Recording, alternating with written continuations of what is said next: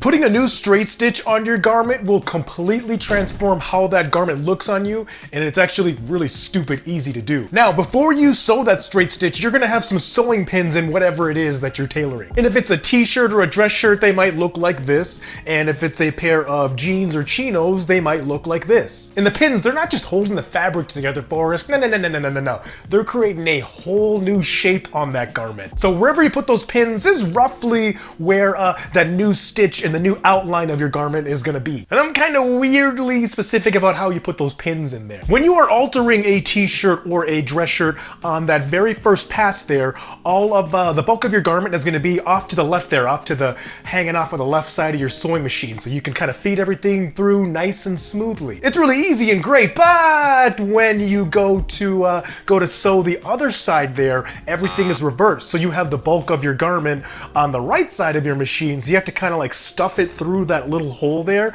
So you're trying to pay attention to like making sure all of your fabric goes through and making sure that you're guiding your garment through evenly wherever that predetermined line is that you made. It is annoying as all hell. So what I recommend you do is you put the pins, you put them on opposite sides of your shirt. By that I mean if you put the pins on the front side of your shirt on one side, put them on the back side on the other side, because then you kind of fold your shirt over and then the pins are facing you on both sides. So that means you're going to have the bulk of your garment off to the left of your sewing machine, and you can kind of evenly feed everything through twice. It's honestly a really big game changer for t-shirts and dress shirts. That is for show. I'm SD, and if you're new, I show guys like you how to tailor their own clothes at home. But hold on, you've been warned, because it's the most addicting thing in the entire world. So if you're up for the challenge, be sure to hit that subscribe button. Again, you've been warned. And don't let the term straight stitch confuse you, because straight stitch, that's just referring to each individual stitch, not the entire seam as a whole. So it doesn't mean that that stitch has to follow or has to be in a perfectly straight line. No, not at all. Your stitch line can gradually move inward, or it can move outward, or it can move wherever it is that you want it to move. It all comes down to what it is that you're doing to that alteration to make it fit you better. And that right there, that is how we shape our garments. Kind of like dating. You can change the direction whenever you want. Just don't do so violently, or otherwise they might make like a true crime podcast after you. Now, the original side seam on your garment, they most likely go straight up and down like this. We don't want none of that. That's what makes it give it that whole boxy appearance on you. And maybe your chest needs more room, but your waist doesn't. Either way, you can make that seam follow your proportions instead of whatever random dynamics that the manufacturer thought were going to be good. Because they were trying to fit several million people, and they didn't consult us once, did they? Now for these pins, let's go bing, bing, bong, bong, bong. Let's go connect the dots. Find the stitch length dial on your machine and set that to 2.5. Wait, hang on. Why 2.5? Well, because your clothes, as they came from the manufacturer, came with a stitch on there, with each individual stitch being about 2.5 millimeters in length, and we want to replicate all of that, so we set it to 2.5. Now turn the dial on your machine to the straight stitch setting, and that's going to vary on your machine. It's most likely going to look like a dotted straight line, and then there's going to be, I don't know, probably about 47 other hieroglyphics on there. You could ignore all of them. They literally don't matter at all, seriously. Starting with a t-shirt, put that mofo underneath your presser foot like so. Sew forward by about 3 or 4 stitches, and then press and hold the back stitch lever on your machine, which is going to reverse the direction. And you're going to sew backwards again by about 3 or 4 stitches, and then you're going to keep going straight. What that's going to do is that's going to lock in our stitch so that it doesn't unravel on us in the washing machine and piss us off. Now, sew forward to that first pin that you have on your garment there. And there's no pushing, there's no pulling, there's none of that. Your hands are just there to guide your garment in the direction that you want it to go in. Remove those sewing pins as you get closer to them.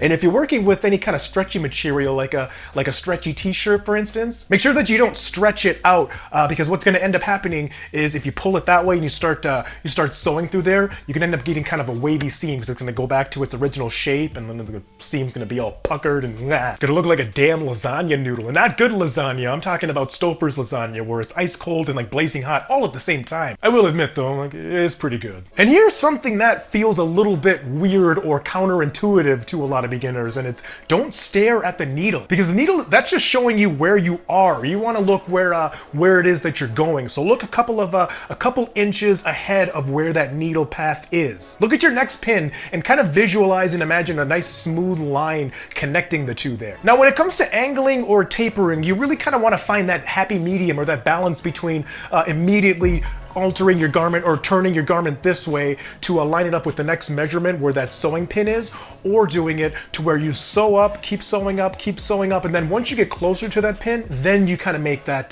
that aggressive move. You want to find the balance between those two because they're going to give you very different results as far as that fit goes. What I recommend you do is you go right in the middle. You don't want to pivot your garment out immediately after that the first pin if the next pin is going to be a different measurement, nor do you want to wait till the last second. You don't want to keep sewing up and then realize the other pin is over here and then immediately go, oh, okay, I got to alter or I got to taper out that way now. Drift inward and outward gradually and smoothly. Make sure that that the angles are nice and tapered smoothly. You don't want anything aggressive in this whole space at all. And when you start out, yeah, you're going to go relatively slow, but I'm telling you, after like a weekend, you're going to be able to sew each side in like 12 seconds. Seriously, and then you're going to look at everything in your closet and you're going to go, oh, I can fix you. Once you get to the top, angle your stitch back outwards towards your armpit seam there. If it's a t-shirt, you can be done. You can go ahead and backstitch right there, but in the event that it's a dress shirt and you're also going to be altering the sleeves, what you want to do is you want to sew up and then you want to come out at an angle towards your sleeve there at about roughly 50 degrees. It doesn't have to be exact by any means.